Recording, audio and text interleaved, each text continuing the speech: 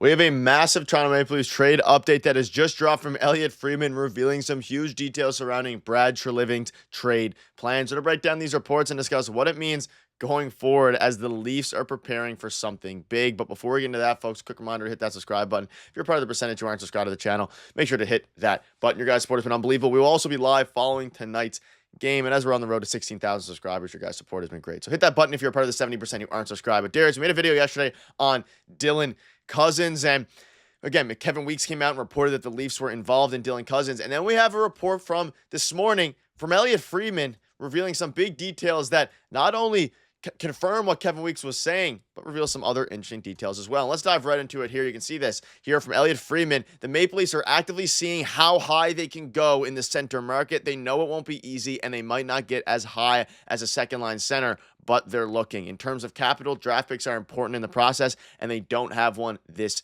year. So, Darius, we obviously discussed Dylan Cozens yesterday from Kevin Weeks, and this seems to be, I guess, Elliotte Friedman's way of hinting a little bit at the fact that the Leafs are definitely involved in a guy like Dylan Cozens, even though he is under contract to 2030.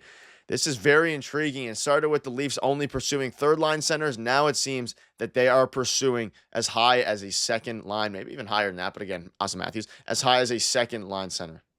Yeah, Kevin Weeks, Pierre LeBrun, and welcome to the party, Elliotte Friedman. Everyone's in on it now, and it looks like this is a very real possibility for the Leafs. And it's because we got another report yesterday, too, that stated, the Leafs have been looking at third-line centers, but apparently guys like Scott Laughton are going to cost too much. It could possibly cost a first-round pick, which the Leafs don't have this year. We'll get to that later in the video, too, and how that plays into this trade scenario. But, possibly a first-round pick or, too many assets. Maybe an Easton Cowan, for example, for Scott Laughton. I wouldn't pay that for Scott Laughton or Ryan O'Reilly, right? And they got Ryan O'Reilly before a couple of years ago for less than that. So I think that it's actually pivoted Brad Treliving's thinking, and maybe he's like, you know what, for the same price, why don't we just go get a second line center and then, fill in this hole that we know is coming. It's a problem that is going to be coming next year, year after that, right? Tavares, he's a great player. He's having a great season, but he is getting older. You have to start preparing for that. Who is your second line center of the future? So it looks like based off that report yesterday and everything that's been coming out, the Leafs are definitely in the mix for Dylan Cozens. They might be outbid by other teams. That is a very serious possibility,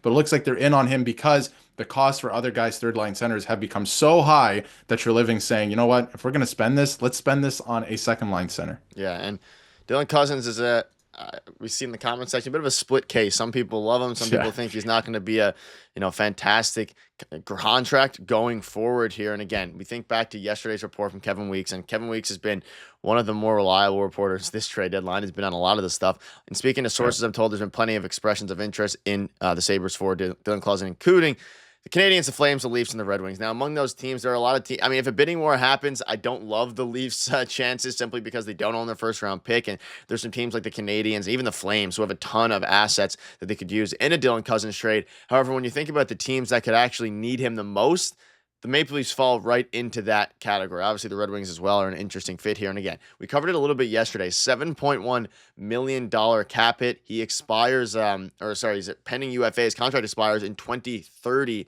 So for a guy who's having a bit of a down season, it is a bit of a risk.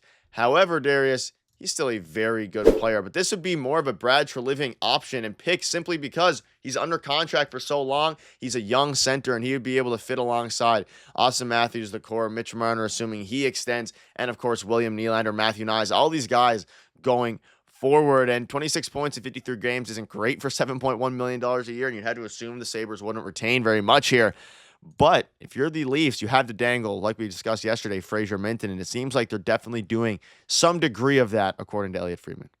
I would make that trade if I was Brad Treliving. I would dangle either Easton Cowan or Fraser Minton for a guy like this. I think this would be a great trade. He's only going to be 24, and again, everyone's looking at what it is and his stats right now. 26 points, let's call it what it is, in 53 games this year is horrible for that contract. It's absolutely horrible, but I don't think this is a 40-point player. I don't. And look at his line mates in Buffalo. Look where he's been playing. Buffalo has nothing going for them the last couple of years. He had a really good year when Buffalo had a good year, right? Like, how surprising is that? So if he had line mates that were, Max Pacioretty or Bobby McMahon or, William Nylander playing with him, you're trying to tell me that he's not going to put up almost 100 points? He's a great player. He is a great player. He's playing in a place where there's no purpose. There's no reason to try. They're actively trying to tank again for the last 8 years, right? So like there's no purpose to his game. I think it's a great value contract for what he brings. He's a big right shot center, a second line center, right? I think this makes all the sense in the world for the Leafs.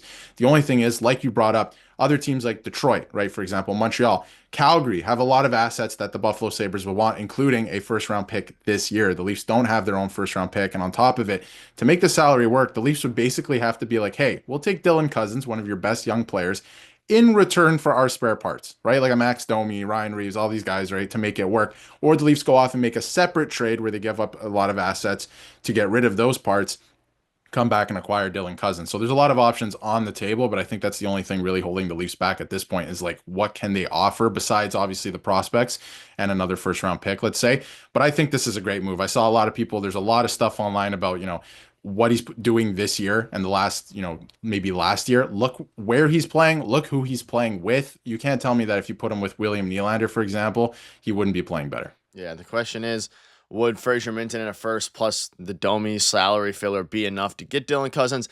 That is the question. You could look here at how he'd fit. I mean, you'd assume he would either be a second or third line center, depending on how they valued. Tavares having a great year, so maybe you keep Tavares second line center, you put Dylan Cozens the third line center, then he moves up next season. Whatever you want to do it.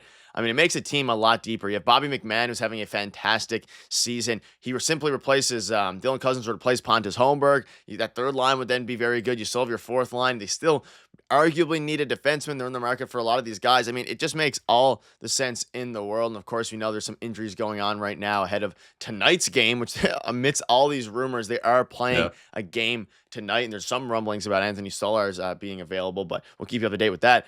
Either way, it's going to be extremely interesting to see how they handle this deadline. But regarding how he fits with this specific lineup and the team they have, I mean, it's about as seamless as you could, imagine here. And again, if you get him next season, the line will be very different. There's a chance that Mitch Marner's gone. Pacioretty will probably be gone. A lot of Nick Robertson will probably be gone. However, he would be a staple piece. And if you're going to give up good assets for Scott Laughton, all these different guys, you may as well spend a little bit more and get someone for the future, especially if the Sabres are shopping him, which all accounts are saying they are.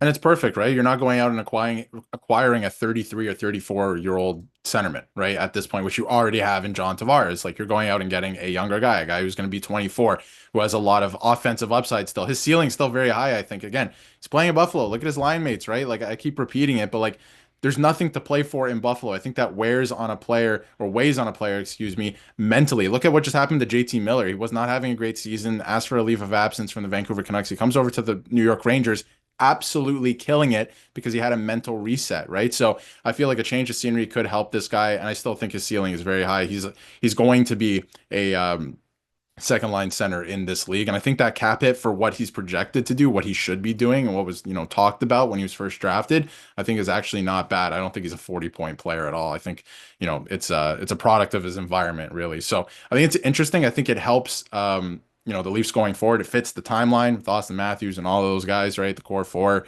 So it fits that timeline in terms of trying to win a Stanley Cup, and it fixes a problem that you're going to have starting probably next year already. Yeah, and I'm excited. Trade deadline is going to be absolutely crazy. We're seeing it across the NHL and across all leagues as well, that trades are happening, things are getting ridiculous, and Elliot Friedman with a big report surrounding Dylan Cozens. With that, to wrap it up, let us know down below what your thoughts are. We'll be live following tonight's game, so make sure you're tuned to that. Thank you guys for watching. We'll see you later.